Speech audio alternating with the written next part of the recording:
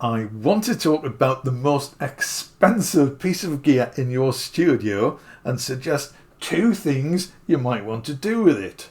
Now, if you're thinking, Ian, you've no idea what's in my studio, you can't possibly know what the most expensive piece of gear is. Well, I think if that thought has crossed your mind, you know exactly where I'm going with this. So, the most expensive piece of gear in your studio might be this. Or it might be this. But it is certainly this.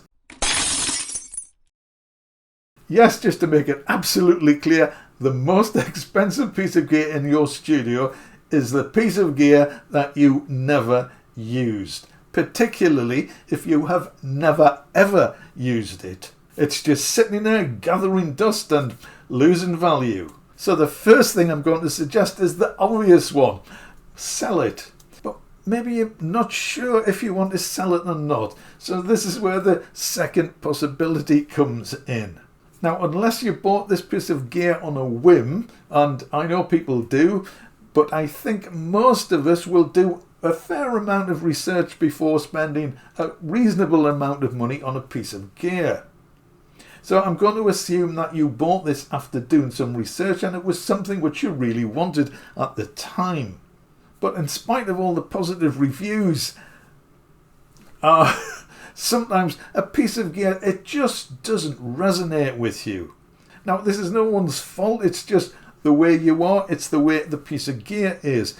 There are 2 pieces of gear which come to mind, which I've bought over the last few years, which just didn't resonate with me. Now, they are, I shall tell you, the Behringer Poly D and the Moog Subharmonicon. Now, there is absolutely nothing wrong, in my opinion, with these 2 pieces of gear. Thousands of people have bought them, especially the Behringer, and I know a lot of YouTubers really like the Subharmonicon. So there's nothing at all wrong with them, it's just that they and me, is that the correct English? We just didn't gel, and that can happen. So if that happens, I think, yes, really they need to be on the for sale list. But let's say you did your research, you bought a piece of gear, you were very excited, and you did actually like it, but for some reason you're not using it. Now, there could be a couple of reasons for that.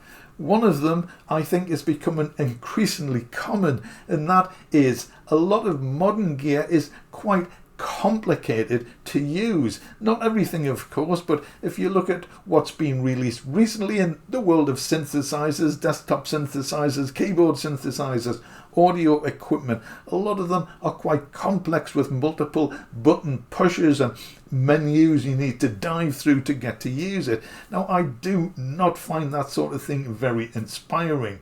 You sit there with the manual or just experimenting by pressing the various controls, and you may well suss it out sufficiently well to be able to use it. But quite often the problem with some of this gear is if you don't use it on a very regular basis, then the multiple key presses and the controls you need to control do not stick in your mind, so you forget them.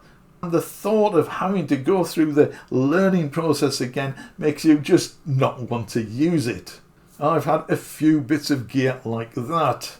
And even though you might love a piece of gear, if it is going to be so difficult to use on a semi-regular basis, shall we say, it is quite often likely to get shoved to the background and not used at all. So, a candidate for the for sale column, I would suggest. But there is, I think, another category that gear sometimes falls into and gets left behind. And that is gear that you were very excited to buy, but for some reason you didn't really get into. So it sort of languished in favour of gear you knew how to use. Now, obviously, you can sell it, but if it's a piece of gear which you really wanted at the time, my suggestion is, why not revisit it and take your time to learn it again. See if you can rekindle the spark of interest which caused you to buy it in the first place. It may take some effort to get up to speed with it, but you may find that this brings that little bit of something extra to your setup that you didn't have before. Of course, if that doesn't work, then there's always the for sale sign. So the aim is simply to enhance your creativity and productivity by not having things lying around that have cost you money but you may look at and feel maybe a little bit guilty about buying. The idea is not to streamline your studio down to the bare minimum, it's just to surround yourself with gear which you actually like and which you will actually use and get benefit from. Now, my bits and pieces here are in a continuous state of flux. I have sold, as possibly some eagle-eyed viewers may recall, a Novation Ultranova which used to sit up there. And you may also notice, you eagle-eyed people, in the corner, in the rack on the corner, I did have a JD08. That is gone. Made a few videos about that. If I can put a card up there, I will. I'll put some links in the description. I also had a Roland SH01A, which seemed like a good idea at the time, but I never used it. Crazy or what? I've also sold some Eurorack modules, and I have one or two there still in the rack, which, to be honest, are just too complicated for me. So I want to have gear that I am going to actively use and which is going to be of benefit. And that's what it's about. So let me know, what is the most expensive piece of gear in your studio? And what are you going to do with it? Let me know in the comments. I'd be really interested. And if you found this video interesting or helpful in any way, then I think you might enjoy these videos as well.